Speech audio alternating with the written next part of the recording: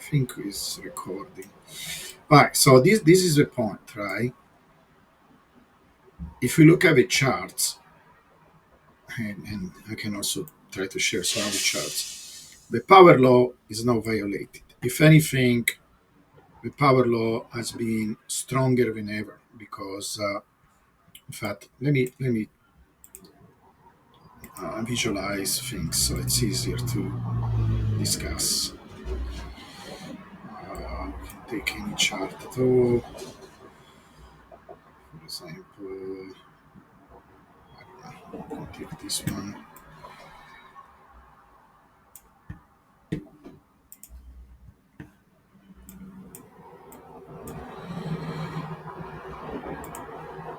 Okay.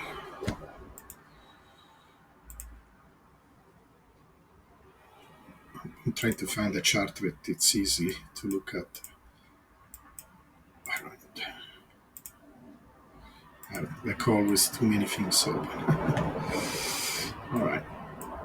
Just give me a second. I will almost there. Okay. So we can. Let me see if I.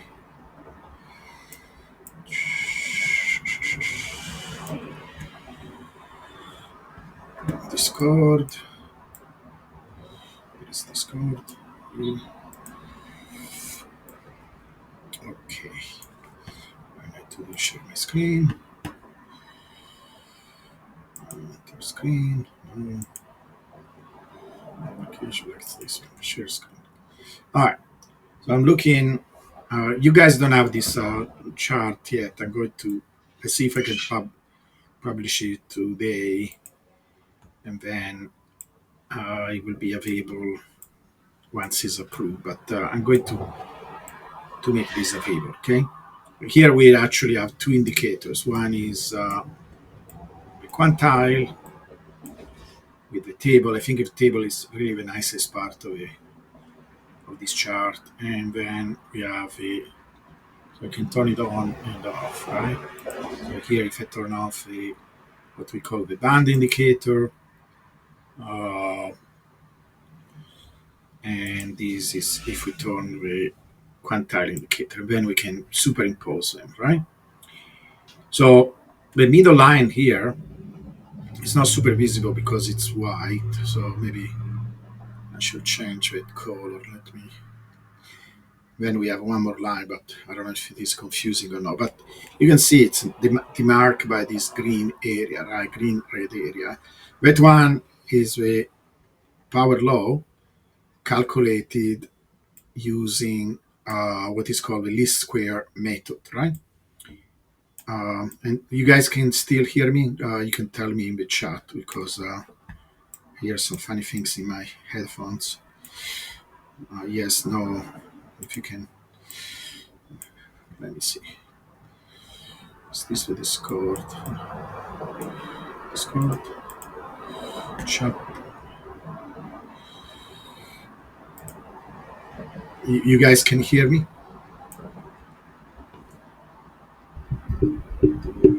Yeah. Okay. Perfect. All right. So if you look at this chart, right, the separation between green and red, it's what is called the least square regression because you can use, once you work with this assumption that we are dealing with this scaling behavior, right? You take log of the price, log of the time, and then you feed in to these um, methods, and they try to find some kind of a straight line, right? And they are slightly different. Like for example, you notice the 50 percentile, that is a blue line, using the quantile method, give us what is called the median. So it's slightly lower, it's more conservative. Or you can use what is called the least square method, and then you get the this division, this line. It's also a line, right? I mean, it's if I zoom out, and this is because it's not easy to do. It's you will have to use some kind of a workaround to do the log of time in TradingView. It doesn't come natural. It doesn't look like a straight line, right? It looks like a curved line. But if we zoom in, it starts to look like a straight line, because basically anything looks like a straight line when you zoom in. That is one of the things to understand. But this curve line is the power law, right? If we were taking the log of the time to, we do it in the calculation. It's just that we don't have a way of plotting it in that way, right? So it looks curved.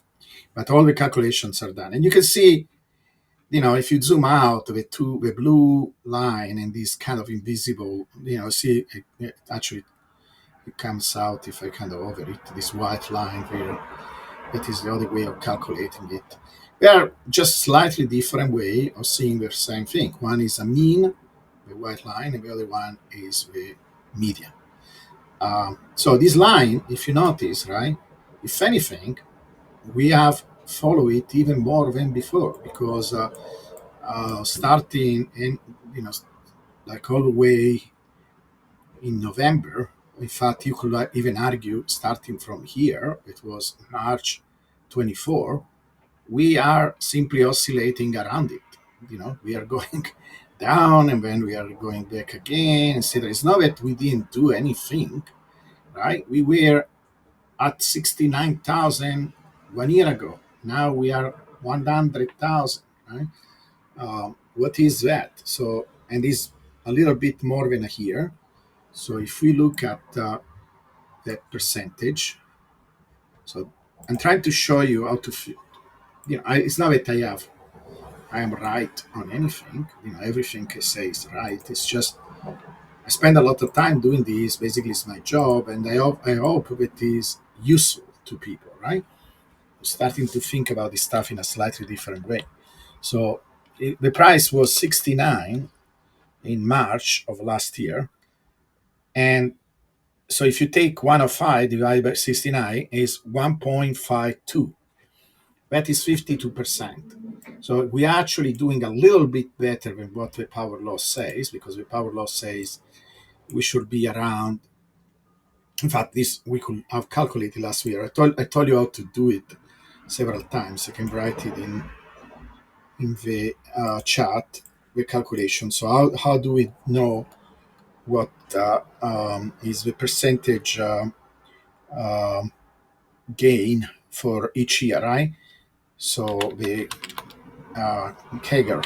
So the CAGR can be calculated as you look at it here. So last year was 15 years of power law. So you take 15 plus 1, you add 1, and then you divide by 15. You can derive this equation yourself if you do some algebra, but I can show you the equation. All right, so this is how it goes, like this: 15 plus 1 divide 15. Now, to calculate the current one, then you take the power of 5.82. Now, if you do that, this was for last year, right? So if we do that calculation, what that gives us, let's do it together. We do 15 plus 1 divide 15 divided to the 5.882. Okay, that gives us about 46%. But actually, we did more like 52%. So we did a little bit better than what the theoretical power law says we should do. But very close, right? Very close to this one. This is the power of the power law, right? So this is 1.45, okay? 46 actually. Okay. So while if you take 69 divide, sorry, actually 105 divide 69, we get something close to 52%, 1.52, right? So 52%. So numbers that are very close to each other. So that is one way of thinking about what is going on right now. We are getting these kind of returns that if we were not spoiled by these crazy bull runs that we have seen in the past, where Bitcoin went up by, if you were around, or even last time, we went 5 pair, or I think it was more like 3 pair relatively to the trend. and it looked like crazy, right? And if you were in the previous one, you will have lost your mind because you went up 10 times. Right? I was there. In fact, I was there all the different cycles. The first one seemed absurd, right? Um, I kind of came late with the first one. Not I didn't see the really crazy one before the halving, the one in 2010. I heard about Bitcoin and downloaded the wallet, but was not super active. But all the others, I was there, and they looked like crazy. The price went crazy.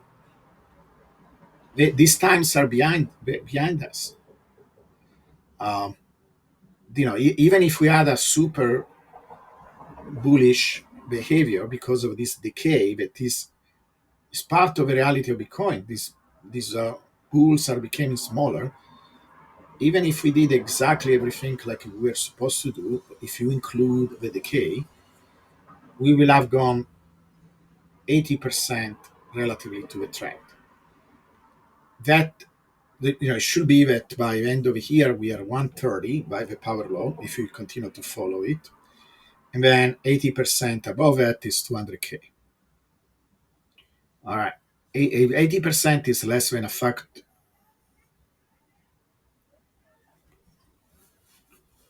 I forgot. What are you talking to me or somebody else? To a dog. What's the name of the dog? Pete Squeak. So cool. Is the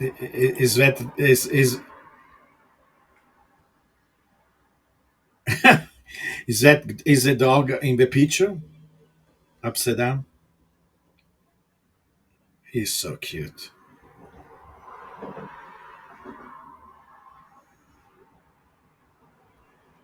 Oh my god. I'm sorry. Oh my, I'm so sorry. Oh, how old is he? Okay, I'm so sorry. Yeah, it looks like. Eh, mm, no problem.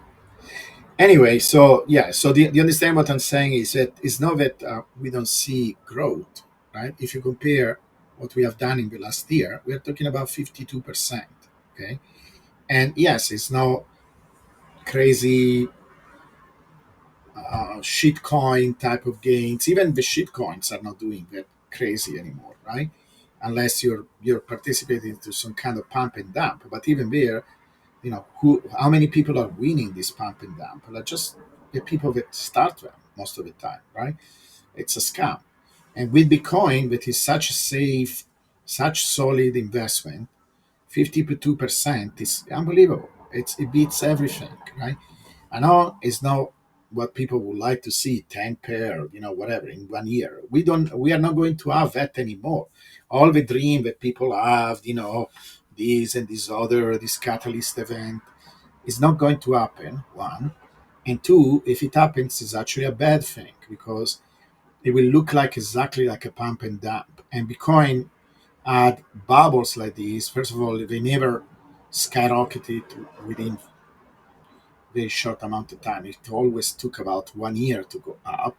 But 10 pair in a year is crazy. Even 5 pair in a year is crazy. But yeah, it's not going to happen.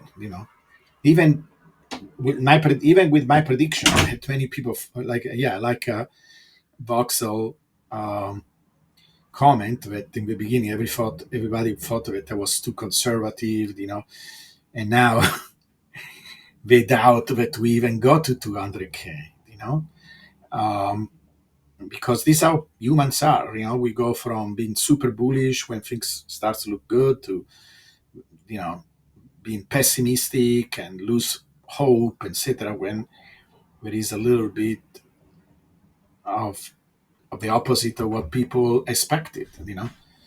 So I don't have a problem if we continue to grow as the power law. I don't. complain. If anything, the important thing is that we continue to grow with the power law. That is the backbone, right?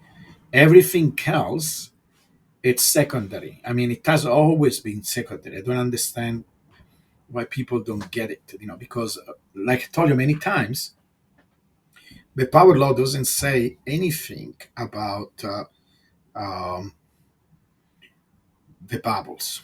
There is nowhere in the. I mean, in theory, one could try to come up with some model of why we have the bubbles and where they come from, etc.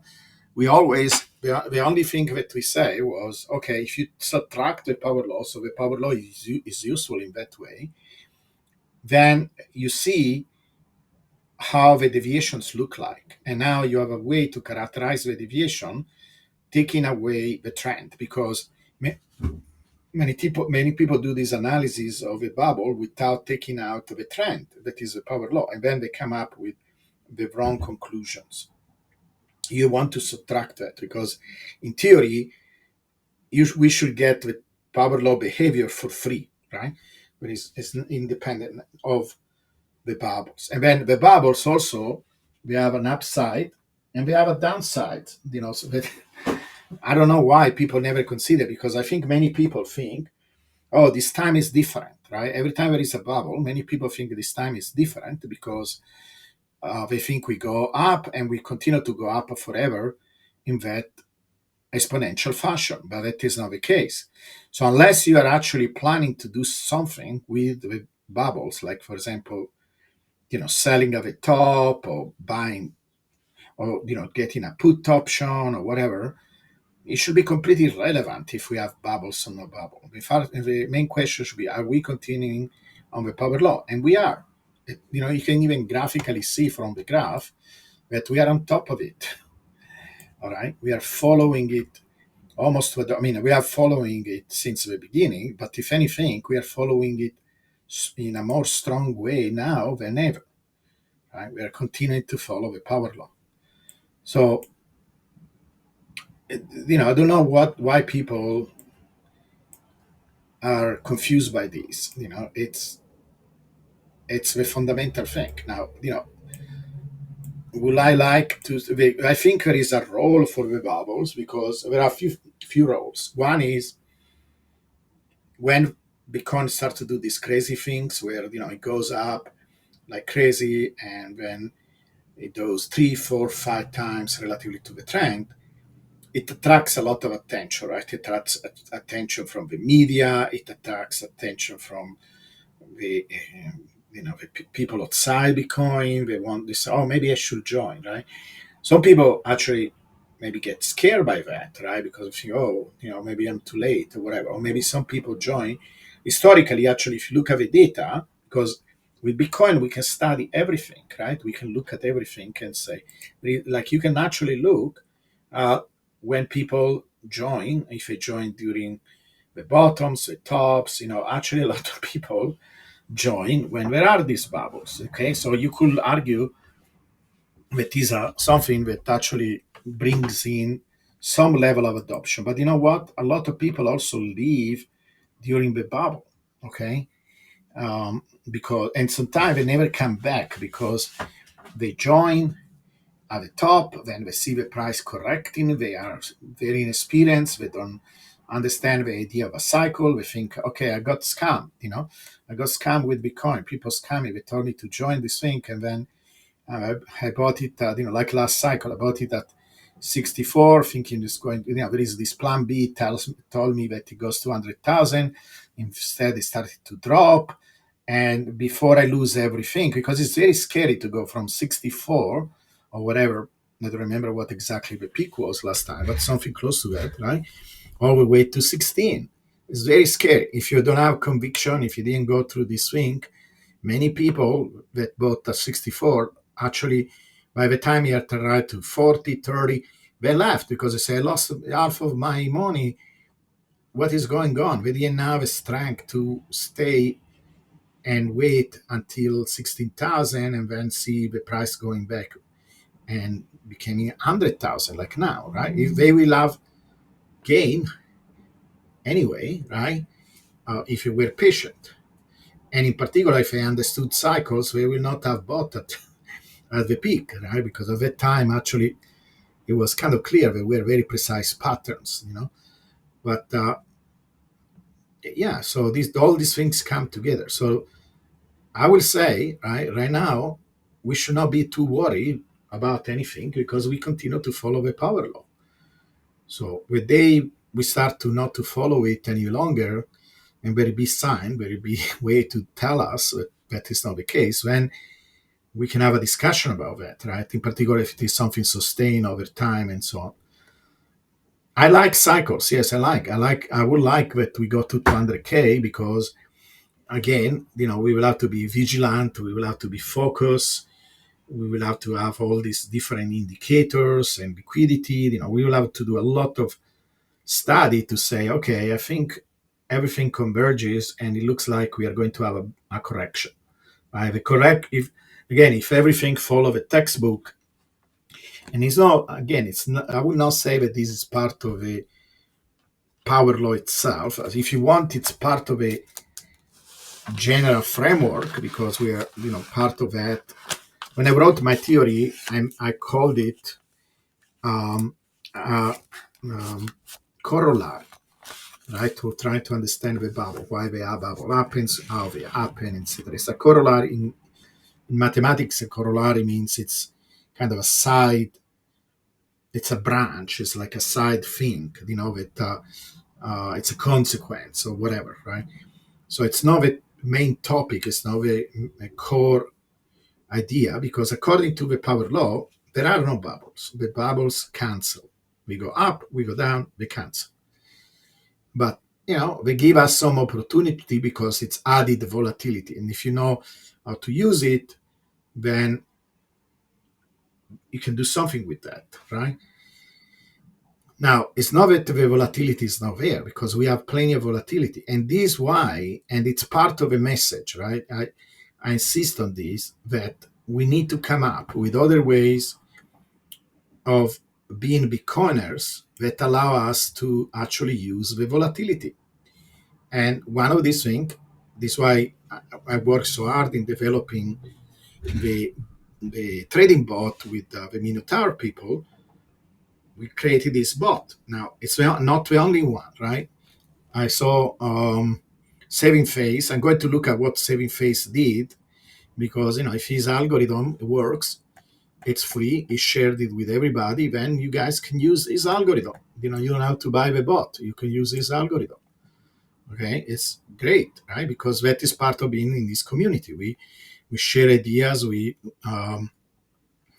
work together to improve everybody's position.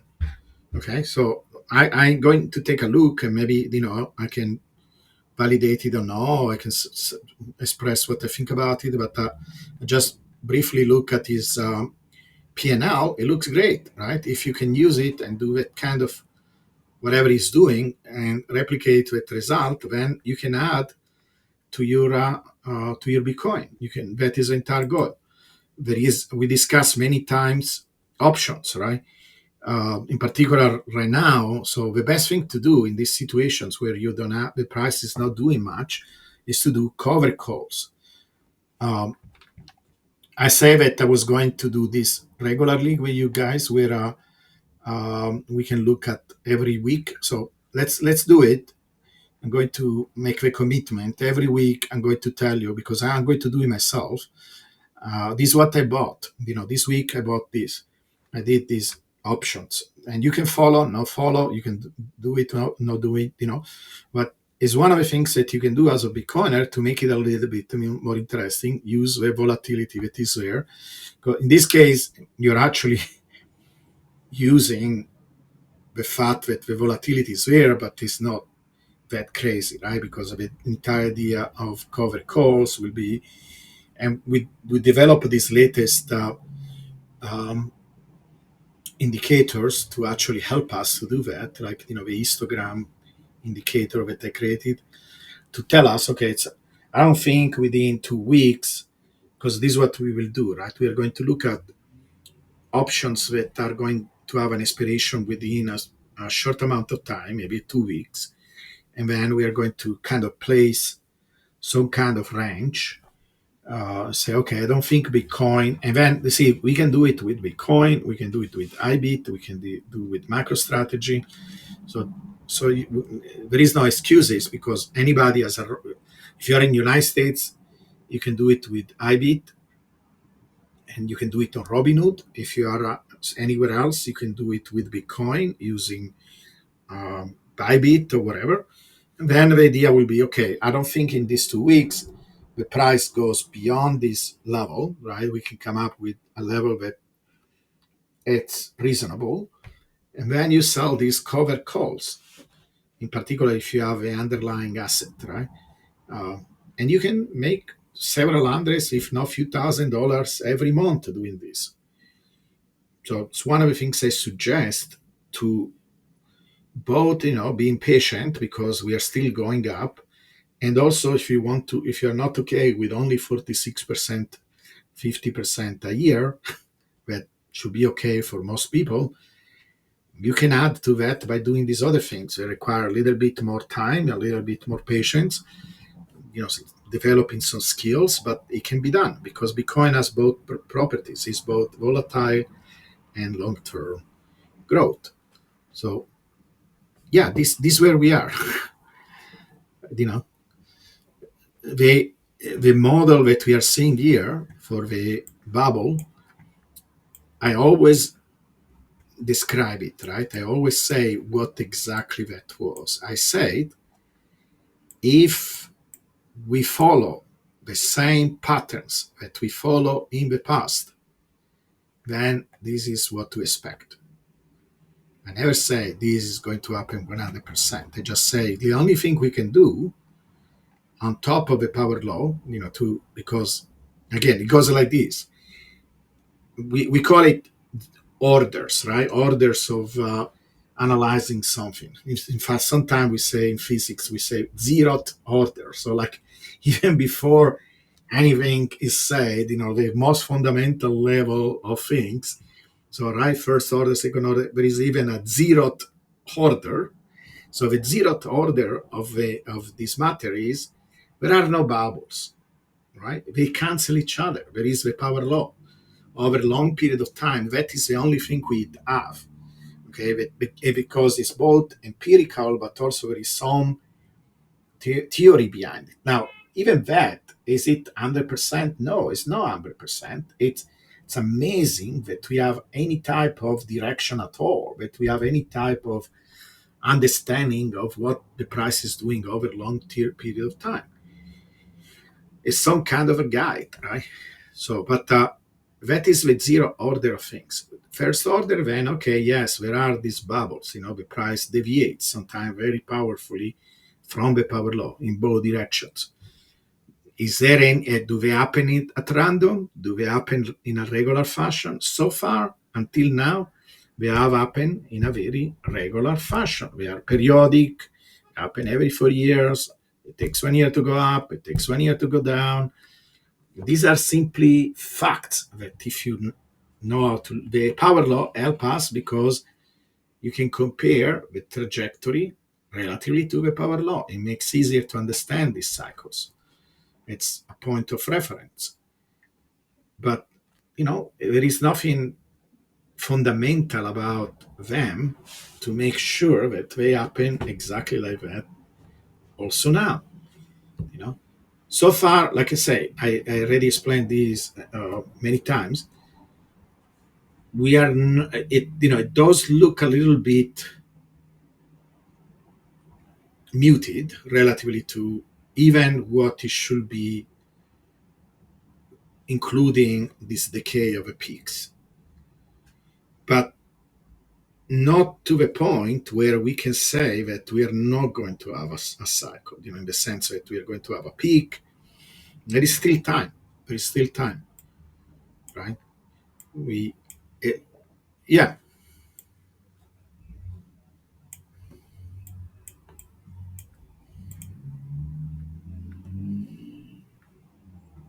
Hmm.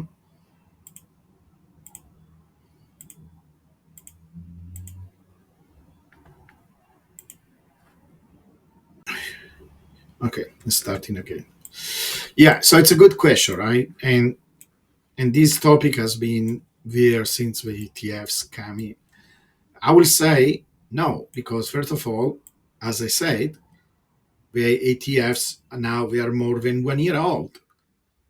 If anything, if you look at the chart, they did affect. So we don't know, right? Because we will have to do a much more detailed analysis, like linking the inflow with the price, etc. There is some correlation, but in general, I will say if I look at this chart that I'm showing here, and the usual chart that we use all the time. So the ETFs came about last year, right around January, and there was a push forward, upwards, right? Because first of all, there was a sudden injection of the ETF. They came and started to invest in Bitcoin heavily. There was also FOMO associated with that, and the two things push the price up. In fact, we went above a power law when we are not supposed, like usually the entire idea, right? If this idea of a cycles, that is, like I say, it's an extension of a power law.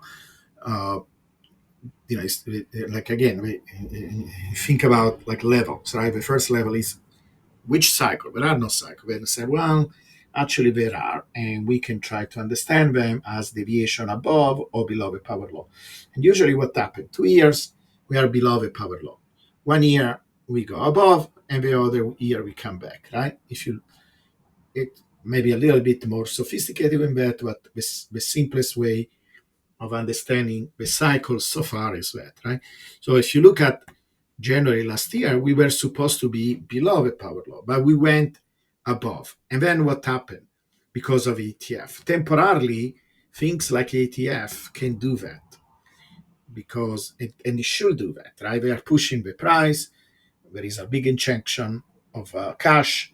There is a lot of FOMO. The price goes up.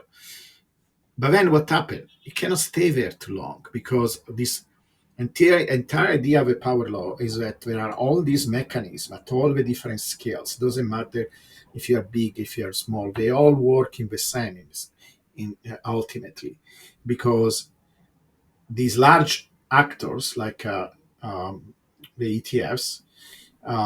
First of all, you say paper. Well, it's paper, but remember, eventually all the transactions need to be settled on the chain. It's not that they are buying something completely different, right? They are still dealing with Bitcoin. Now, you could have argued also that all the different transactions that are happening on the exchange when people buy and sell, that is also paper stuff, right?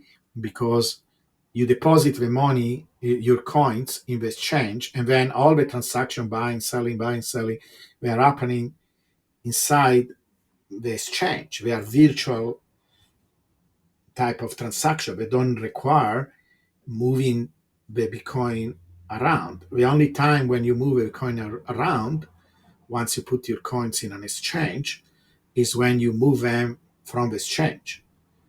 Okay, so or when maybe once in a while the exchange settles these transactions and does something on the chain, but it doesn't happen all the time while these transactions are happening. So it's not a completely new thing. Um, and actually, if anything, it's a way of extending adoption to people that will not have bought Bitcoin if it was not that it's actually they can buy it from Wall Street because for regulations, because whatever, limitations in their way of thinking or whatever, So it's not initially you could think that is distractions, that is something parallel that is happening, but it's basically part of a system. Um, and and you see there was a correction that brought us back to the power law, and then we came close to when we are supposed to have this bull run. It was Trump and everything. The price got pushed up again. I even said it. I predicted in advance that we were going to have a bull run. And then we had this strange correction because the same thing in the past was that once we are above the power law during the bull run, we never cross it down. And that actually is the biggest anomaly of these cycles. We never had that before. We had it only one, to be actually super precise, we had it 2 cycles ago, but it was just like a small little spike down, like here, you see? There was a little spike down. It lasted very shortly.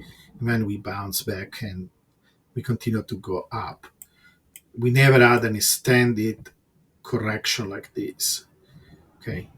Well, actually, sorry, where it is. It's no, this is the last cycle. Sorry, this one, right? So here is where we, in this case, I'm talking about the power law given by the least square regression, right? In the past, once we cross that line, we, let's say, to generalize, we never went down. Or we went down very briefly and then come back. Here we spent months and months below that, and now we are above again. In fact, we are kind of coasting along the power law. Sometimes we go a little bit above, maybe now you could argue that we are again slightly below it, but now we are going, but today we went above again. So we are basically oscillating around, right? That is not what you expected during the bull run, because during the bull run you are expecting to stay above and go up pretty quickly. So in general, the power law itself is not affected by this stuff. And both theoretically, because that is what I repeated many times, that theoretically, that is exactly what you expect from a scale invariant system. There are all these things happening at all the levels, right? Another way of simplifying this is there are a lot of small actors and they grow faster and they have a little effect on the network. And then you have these big actors and they are few and they are growing slower and they have a big effect, but the total effect is the same. And we have a lot of data to show that. For example, when I show these graphs of addresses with certain cutoff. I don't know if you saw these graphs, but I show these graphs taking different cutoff of the wallets, addresses that have 0.1 Bitcoin, 1 Bitcoin, 10 Bitcoins, 100 Bitcoins. They're all power laws. And the total effect is always the same because they grow slower because there are few of these large wallets. They have a big effect, but when you combine these two things, how fast they grow and the effect they have on the price, it's exactly the power law that we see for all the other wallets. It's always the same.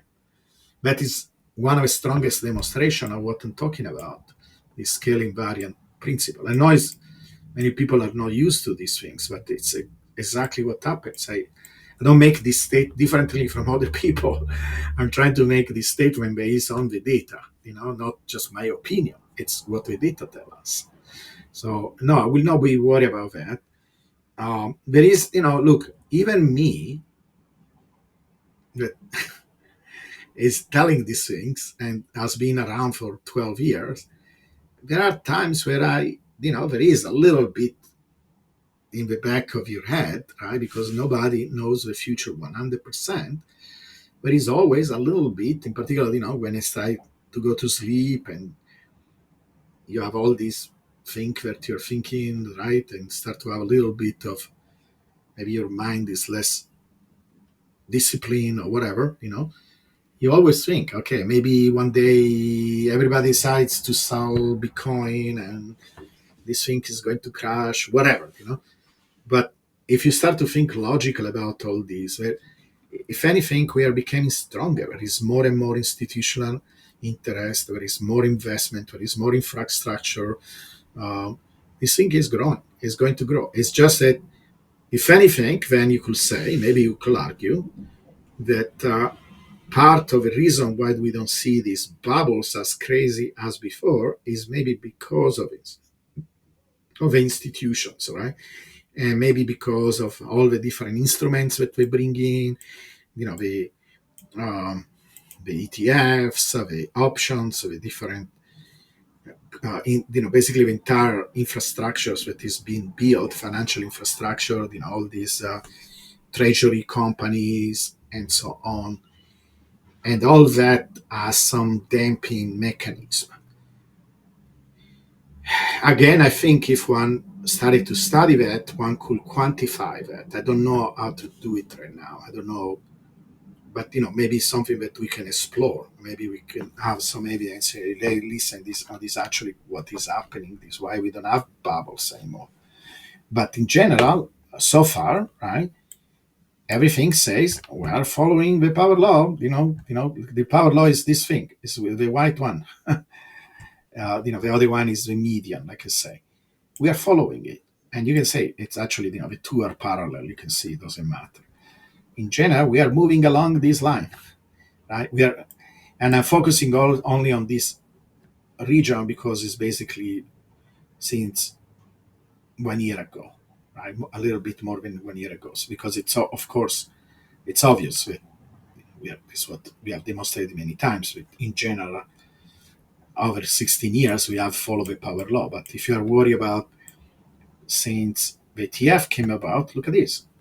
It looks like we are following it even better because we don't have this huge deviation from it. Now, the fact we don't have bubbles, so maybe it's like I said, it's premature to say we're not going to have a bubble. For sure, we are not in this crazy period because the other side of a coin, if we don't have a crazy run up, probably we don't have a crazy run down, right? So the price, if anything, is stabilizing. So we are neither in a bubble or in a bull run, neither in a bear run. We are going to have this. I don't know. Could it be? Possibly. In a sense, this is exactly what we had since 1 year from now. We are simply oscillating around the power law. And many people don't even realize or think about that. If you were 1 year ago, you will have been here, but I already say it was about 69,000. This was March 8, 24.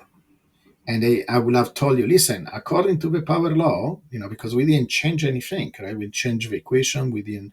This is not the adaptive algorithm, right? This is the one with the fixed slope. So we didn't change anything. We didn't change any parameter. And 1 year ago, was more or less the time because I started to get all this attention, right? We created a Discord group, everything started more or less 1 year ago, right? I have been around for longer than that, but I started to be more active from a social point of view almost 1 year ago, right? So if I will have come here and told you, hey guys, in 1 year from now, let's check what the price is. According to our calculation, it should be 107, right? Will you have been mad at me? Maybe yes, because I say, well, but I'm expecting to go 10 times high, but it's still 50% gain, I don't know what there is to worry about. We are following exactly the power law more than ever. This is what the evidence is telling us, and the ETFs and everything else. Sailors has been around, since 2020. ETFs have been around for 1 year. We are still following the power law. So, from an empirical point of view, from a theoretical point of view, there is nothing to worry about.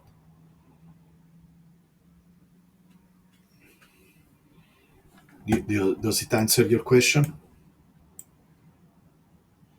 No problem. Yeah, I don't know. So that data analyst, I have to go ahead, but was wondering what your thoughts were on LuxAlgo open source too. But ciao. Yeah, so just use them at this point. It's something that we actually had an argument about. I can tell the entire story if you guys are interested. Basically, they offer, they contacted me. They were the one contacting me. They wanted to work together. I knew about LuxAlgo. So LuxAlgo is this company that does a lot of these indicators. They charge, they go from free indicators to indicators that cost hundreds of dollars. We have different levels of subscription and so on. But they wanted to work with me and created these indicators. Some of them were just basically the same as everybody else has, from the Patreon program. And but we had two that I don't know how they created. One of them, I think I know how they created, and we can add to our list and improve it on it, make it nicer.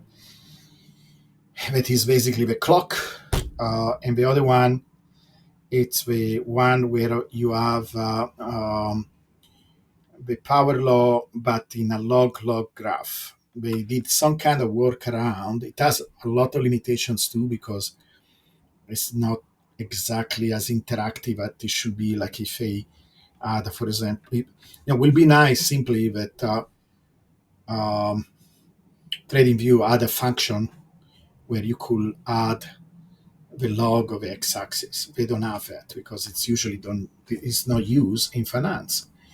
But with these guys, we're able to add like a fictitious axis, like an artificial x-axis, and I don't know exactly how they did it. I need to talk with some developer that knows very well PineScript, and maybe we can figure it out. The reason for us to figure it out because when we can improve it, we can make it better. But right now, these two indicators. So what happened?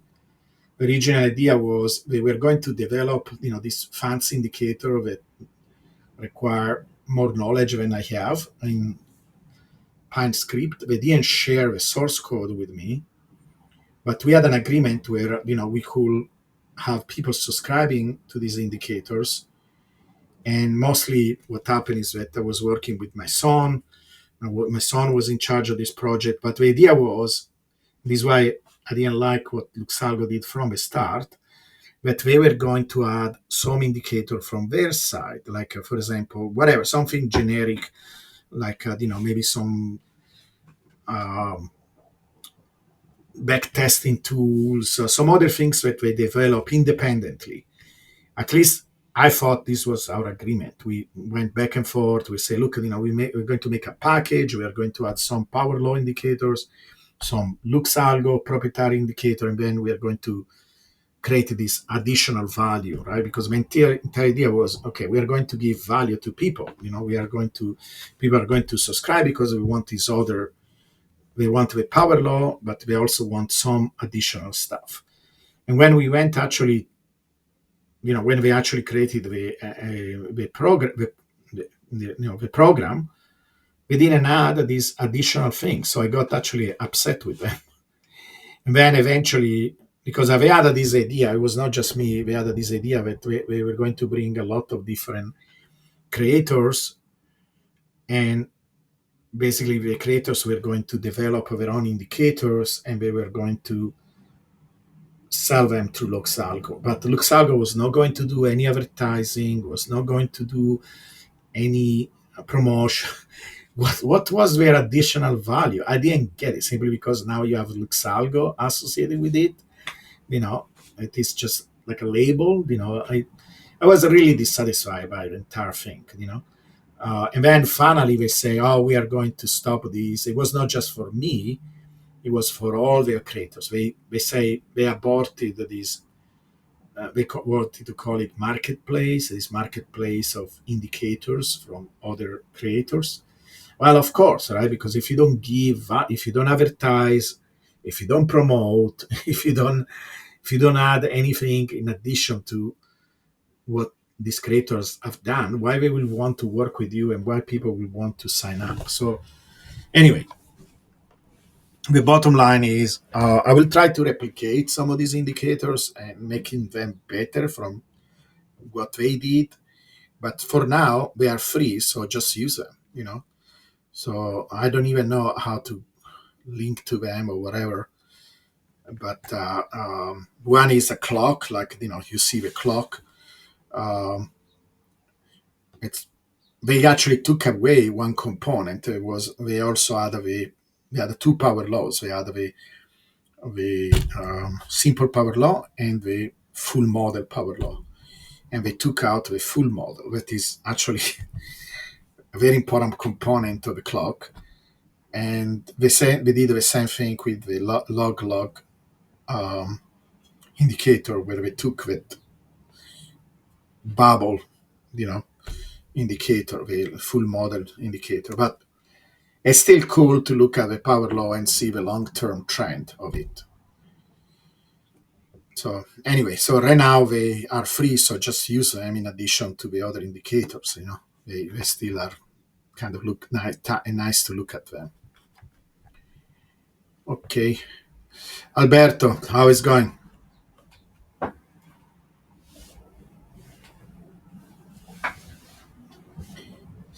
Very well. What is going on?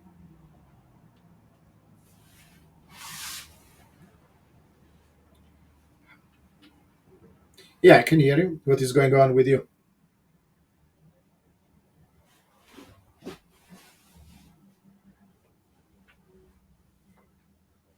To do something, right? Yeah, I'm at.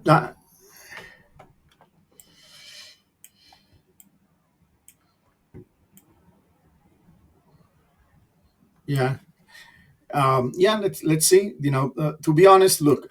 I'm not trying to advertise the bot, but really and sincerely, my vision about all this thing changed since I have this bot.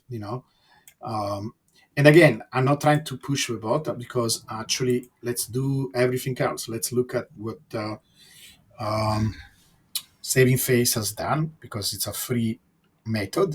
So for people that cannot afford the bot, maybe we can look at into that and see how it works. So I suggest everybody to try stuff like this, and we can also try the um, options. Know that some people, it's a new thing to do, maybe scary or whatever. But you know how I did it on. And Alberto, you're in Italy or you're here in the United States? In Italy, is there do you have a way in Italy to trade iBit or no? And do you have options like what do you guys is now? What about via eToro? You can buy US stuff with the eToro, for example. No, I see.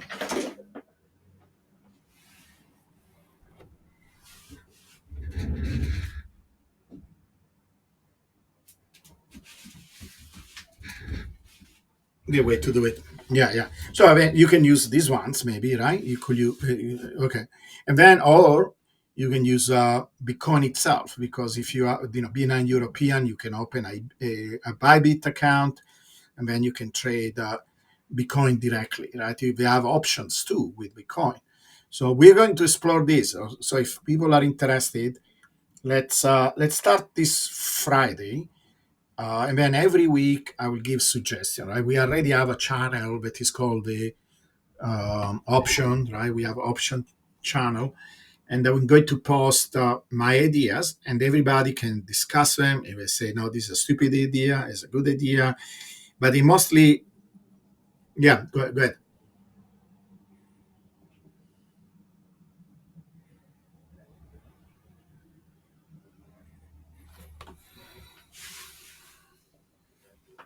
So we do two things. We do two things until the top, right? So one is we are going to buy some uh, some calls with a relatively decent price, right? Let's say we do it with Bitcoin, right? We can say, let's buy some, I don't know, $150,000 calls by that expire at the end of the year. Now, these calls, if the price of Bitcoin moves up, even by a small quantity, should start to get good returns. We don't have to wait until the end of the year. We can sell them in a month from now, in 2 months from now, right? All what we need to do is to have a little. No, no, no. We do it with. No, no, no. Because you can buy your option using Bitcoin as a collateral. So you don't have, you can use it as a collateral. So it's basically your um, on by bit, on by bit. You use yeah, yeah. It's almost like you're taking a loan against your Bitcoin. So it's not one or the other. It's you're doing it on top of it, right? Because um, basically you're trying to use this time where Bitcoin is not doing much to improve your returns. That is the entire idea. And so, like for example, my algorithm, I don't have to choose between buying Bitcoin and buying these futures. I use my Bitcoin that is, I'm accumulating anyway Bitcoin, right? I'm doing DCA, I'm buying Bitcoin, my stack of Bitcoin is growing. And then I use it as a collateral and I borrow against it, basically because I'm doing these margin positions, right? I have like a five leverage and the algorithm is trying to buy against, it's trying to buy by these futures by borrowing against it. See? So you're not forced to make a choice. Uh, no, in any, for example, I can do the same thing on my Robinhood, that is what we use in the United States, because of course you need to start with something that is your collateral, but I have margins. It is called margins. So I basically borrow against what I have, and I can use these tools like options or futures, etc., to leverage, right? So I'm leveraging my position. So if I have $100,000, it's like if I had 200,000 or 300,000 or 500,000. You understand? It's just that you want to avoid to be liquidated, right? And but to avoid to be liquidated, we are not going to do anything crazy. We are not going to use 100 pair leverage, because this is where people get into trouble when we do stupid things like this. We use 100 pair leverage, right? And maybe, and if they get it right, they make a ton of money, but most of the time they get wrong, and they get liquidated and we lose money. Most people lose money. But if we do it in a controlled, rational way, knowing what we know about Bitcoin, our chances of success are very high. Of course, anytime you do something, even just buying Bitcoin, it's a risk, right? There is some risk associated with that. The risk, the entire idea is to limit your risk. So, for example, I'm showing, look at this graph, right, that I'm showing here. This is how the bot works. But the same idea applies to anything, right? Like the options and so on. So yeah, this one, no, this one is my Minotaur algo. This one is my Minotaur algo. So my Minotaur algo is buying since we had this. No. It's the graph that I put it in the chat. I posted in the chat. You know how to see the chat? You click that little, yeah. So I just put it in the chat. So in the chat, you can see, right? We had this peak. It doesn't show the date, so I can actually do another one where I can show you the date. Okay. So we had this peak. When was it? It was. Why is not showing the date? Silly. So this was. I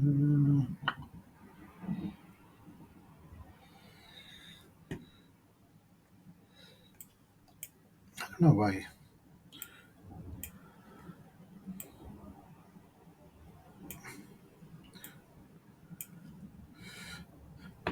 Okay.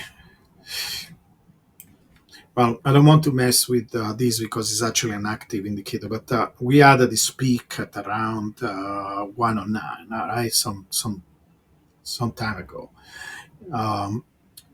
and it sold, right? It sold at that time, and then we started to have a price correction, right? And the algo has been buying all the time low. there was a point where we had this run up here, and this was when we went again around 108. So I want to make sure I'm not using it.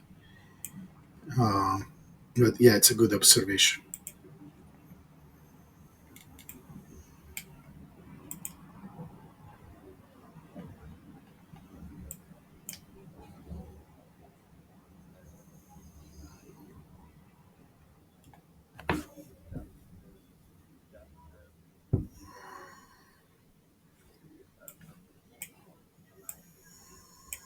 Hmm.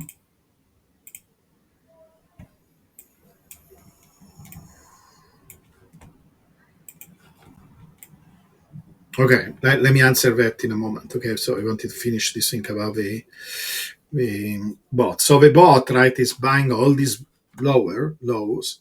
Like for example, the last one that he bought, it was nine. See when people say, "Oh, buy the deep," right? Well, the guy Algo bought the deep. He bought it at 102, and then the latest one, he bought it at 98, 574. Okay, and in this graph that I posted in the chat, you can see two lines, right? These are kind of stepwise line. One is orange, and the other one is like I don't know, kind of yellow. The orange one represents my average price. So right now, my average price it's 103,539. So I'm already below the current price. So for example, if right now I decided to close this trade, I will make money out of it. But it's waiting to go to the yellow line. And when the yellow line right now, it's 108,675. When we cross that line, and we are going to cross it sooner or later, I'm going to cash this, probably $3,000, $4,000, like in one single trade.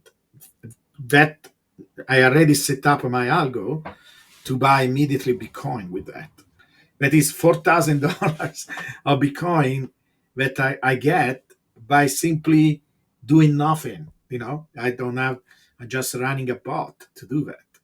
And that is one of the things I'm saying, probably differently from many, many other influencers, right? They say, oh, odl, DCA, DCA, DCA. Okay, do these things, but also things like this. Because if you start to do things like this, you have one more tool to actually get more bitcoins. That is what I'm trying to.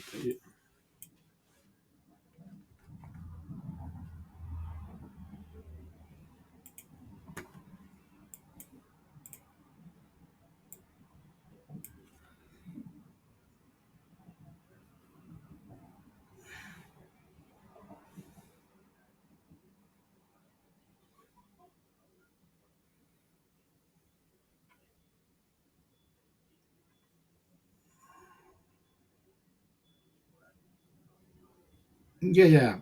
And you guys, of course, I'm not trying to tell you because it's a delicate thing, right? I'm not trying to push you a product or whatever, even because I'm using it myself. Right? What we can do, okay, I can try to maybe do some videos and trying to go a little bit more in the details of the logic, etc. The logic is relatively simple. Now, how the details are done, right? Which indicator we use, what are the triggers, etc.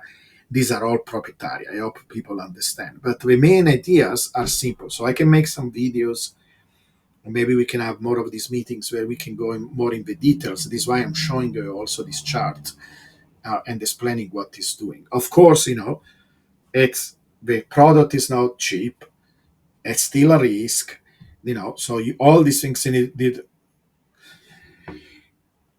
I unfortunately I cannot tell you because we have a certain policy, and one of these policies is that they want to talk to people mostly because they want to make sure that you understand what the product is doing, and they do through the details. So look, it doesn't cost anything to do a call to them because at a minimum you have 45 minutes. We usually spend 45 minutes with you because they describe to you all these things you're asking, what the bot is doing, why it's doing it, when it's doing it, past results, anything you want to ask them, any question. And then they also tailor your need with what they are going to offer. Like they want to know your goals, they want to know your risk level, we want to discuss with you. And then once that is done, they give you a price. And today they also have options where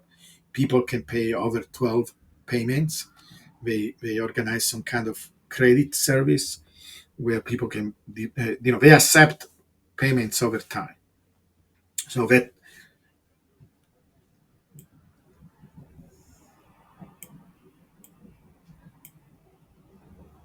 yeah, it's supposed to work all the time. You're supposed to work every time, and it's completely independent from if we are in a bull or not. Because notice what happened, right? Here, the price, if you look at this, imagine, and I can actually scroll to show you what happened before, because instead of talking about what is going to happen, let's talk about what already happened. Look at this, right? In fact, actually, yeah, I'm going to take another screenshot. So the price, if you look at this, basically it didn't go anywhere. It was kind of flat, right, during this period of time. I'm going to show you this other screenshot. I'm going to put it in the chat. Okay, look at this. Price didn't do anything. Look at this. It looks pretty flat, right? It went down, then up again, but basically kind of didn't do anything, right? You see, look on the left. So the purple arrows is when we sold, right? Look at, and there are two cells, right? There is one on the left and one on the right, right? Notice what happened. Price went down, and then it went recover. In fact, if anything, last time he sold was lower than the previous time, right? That he sold. So if anything, in general, the price went down.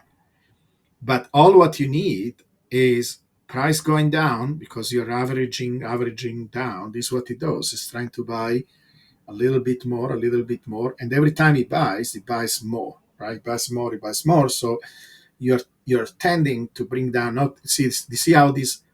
Look at the orange line that looks like steps, right? That is your average price. That is the average price of what you bought of these futures, right? You see how it goes down, it goes down, it goes down, and then all what you need is a little bit of a run up. If there is that little run up, it was enough for the bot to sell and make a gain. That is going to happen even when we go down, because even when we go down, if you go and look at every time we had a bear, we go down, down, and then a little bit up, right? We go down, up, and then a little bit up, right? It always happens. It is never going down all the way down. It is always like that. Yeah, it's a similar to martingale. It's similar to martingale. It's a little bit more sophisticated than martingale, but similar idea with martingale.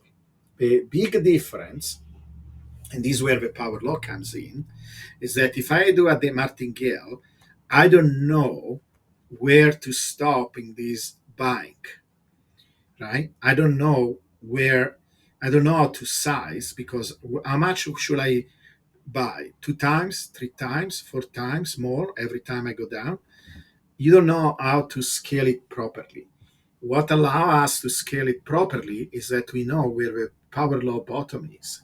So these things takes in consideration that it says, listen, worst come to worst, we go all the way to the bottom, to the power law bottom. You see how it works? And so it takes that information. This is why this works only for Bitcoin. And this is why you're basically assured, kind of, right? Because nothing is assured in trading, but you have a very strong probability that you will never be liquidated, because we know where we are going. We know where we are relatively to the power law. You see how this works? So it's very, very powerful in that sense, because it includes all this information from the power law. And so it it, it size everything correspondingly. It's almost like you have an airplane with an altimeter. You know where you are relatively to the ground, so you can fly the airplane better. But this is the main idea behind it. Yeah. This is the main idea behind the algorithm. But yeah, so but there are many other things, right? For example, with the options, right now in a situation like this, what you want to do, you want to do cover code, right? So, and you don't have to, or you can use your Bitcoin as a collateral if you have already Bitcoin, because if you do cover calls, give me a second, I need to get me some water. I'm coming back, getting me a glass of water.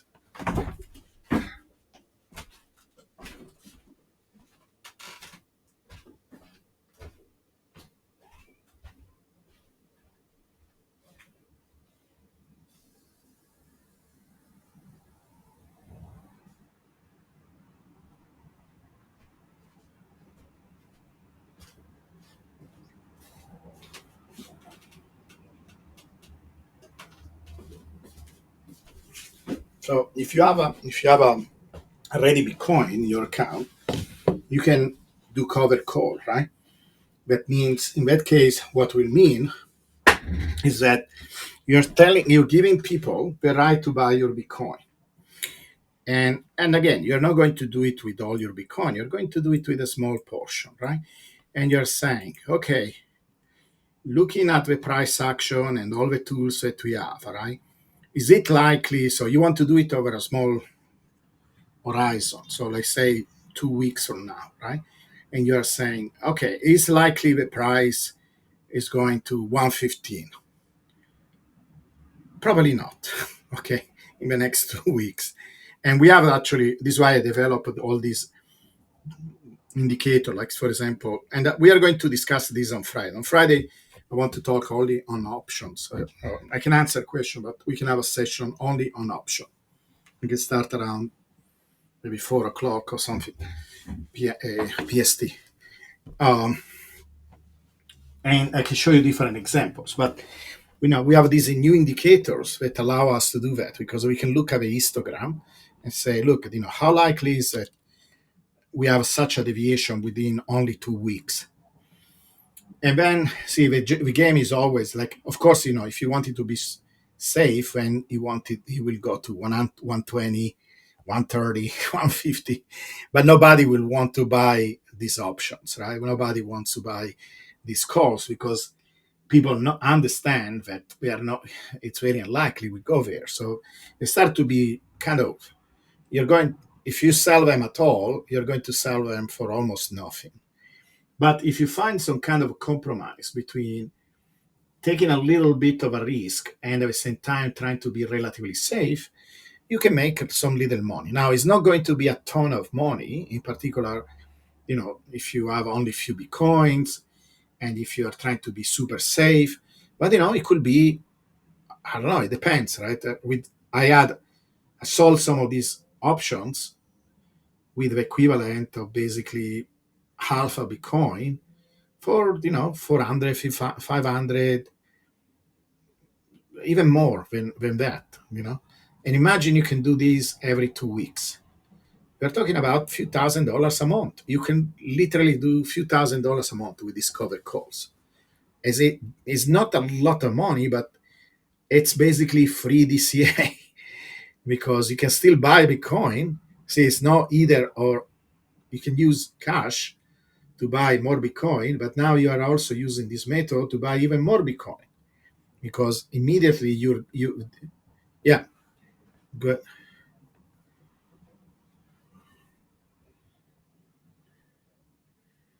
Hmm.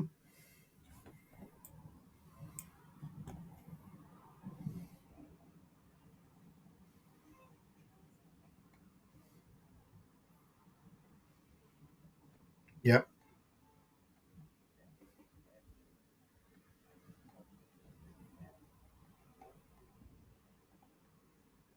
yeah, yeah.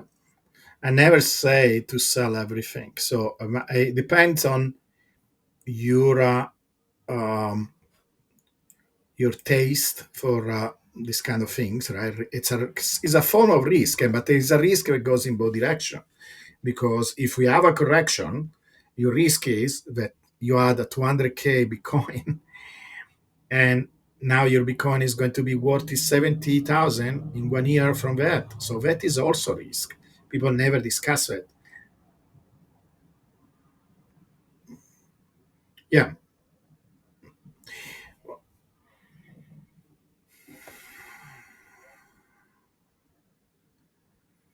yeah. Is again, sorry if I repeat this, but it's not the power law.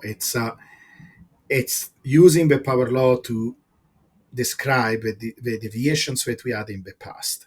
And these deviations, if you take them seriously and say, look, I see these regularity, the regularity is that this speaker became smaller and smaller. I can calculate how big they are. So if everything follow what we did in the past, then we are supposed to go to 200K. And then 1 year after that, we go to 70K. Again, if we follow.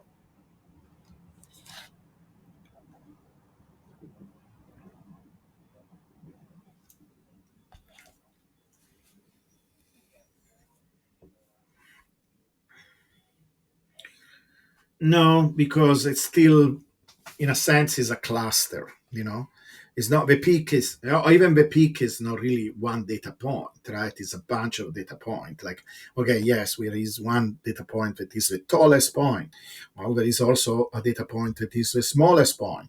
It's more like a cluster, right? We had three bubbles, and this is one of the things I try to describe to Plan C. Never understands it. It's the same thing. It's really three events. It doesn't matter how you calculate it by fitting.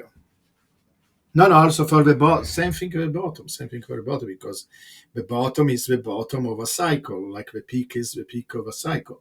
It's a cluster of points, right? And because we're all close together. Hmm?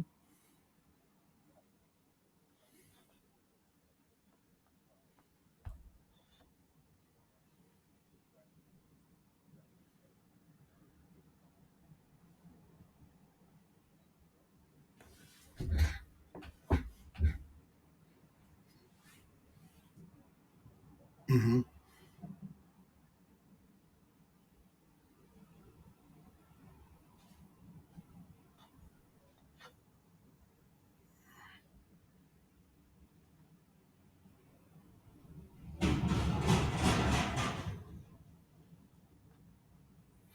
Okay. So, okay, I think I can understand what you're saying. With the bottom, it's not just a question of cluster. So when I say cluster, I'm thinking cluster in time, right? In the sense that, but it's basically one bunch of points that represent the top and a bunch of points that represent the bottom. Now, with the top, there is a little bit more uncertainty in terms of where that top is, while there is less uncertainty for the bottom. The reason why we have less uncertainty for the bottom is not that it's not a cluster in time, it still is that the deviations from the deviation above a power law have a much bigger tail. They are much more, it's like this is why we call it turbulent flow. It's much more uncertain as a phenomena. So when we say 200K, it's kind of an average, right? So we say, oh, that is kind of roughly what it should be. When we are talking about the bottom, we are actually, if you take off, and this is what um, me and Steven have shown many times, if you take off the bubbles, it's almost scary how well we follow a power law. And this is actually, yeah, yeah.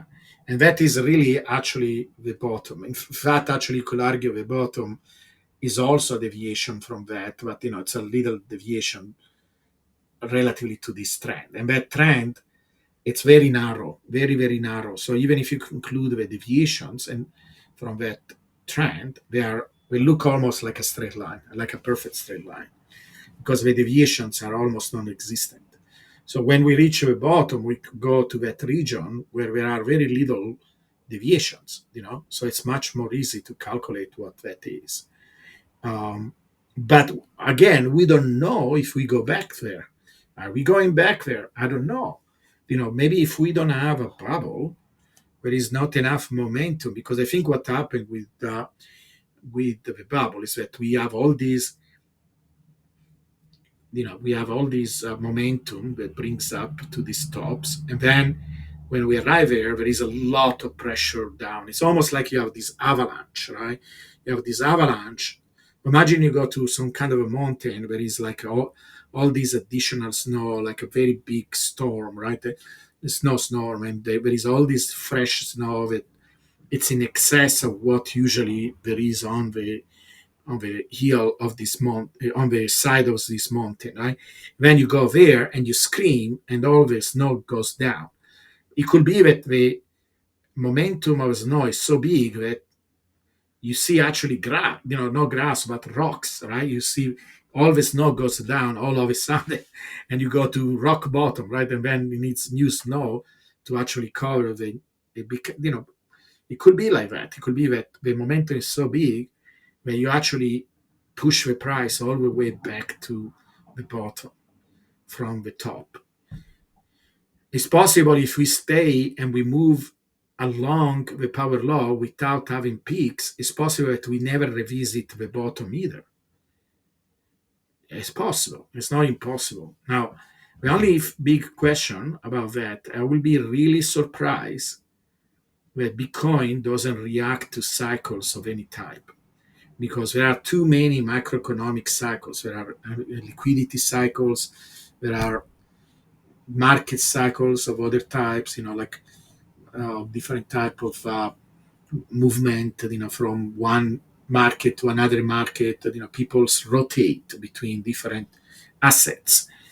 They go to, it depends also from, there are all these periodic times where there are increase in interest rates and production rates, right?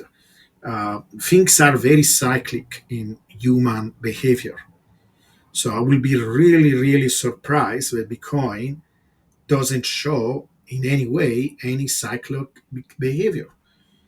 It will be really weird. Now, maybe these cycles are smoother and they don't appear so strong like they were before, but I will be surprised if they are completely non existent. So it's something that I don't know, we are going to find out in the next few months. I'm very, by the August, we will know a little bit more, because I think if we really need to reach this 200K by August, something needs to happen. And if it doesn't happen by August, again, it's possible that we have a peak by the end of year, but instead of going to, 200, maybe we go to 150, because by power law alone, we should be 130 anyway, and maybe there is a little bit on top of that, maybe 150. So we will have to see, this is when actually we are going to learn all these things, um, these cycles will be.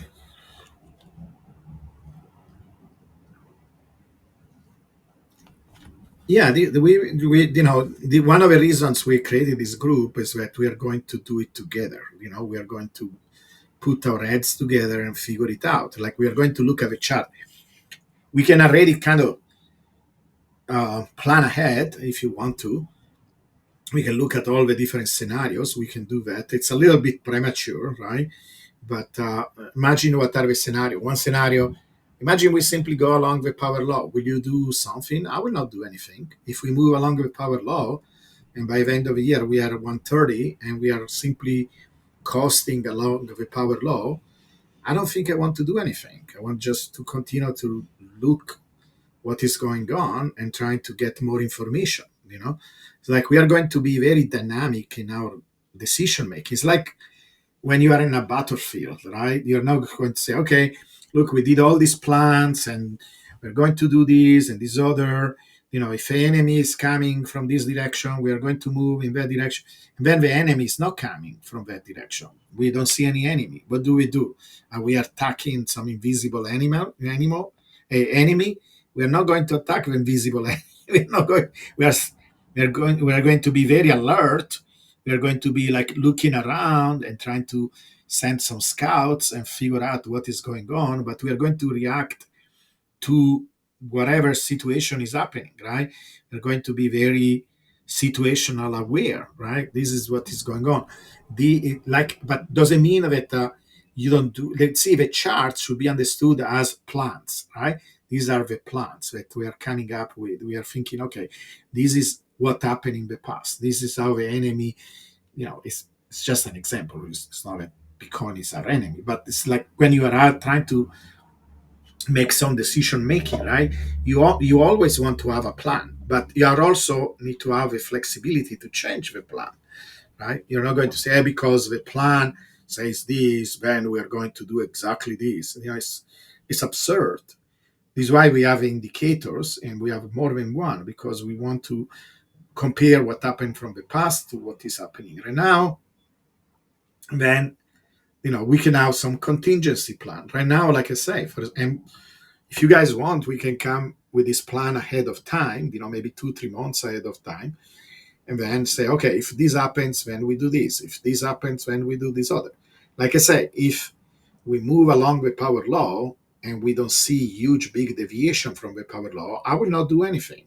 I will not do anything differently from what I'm doing right now.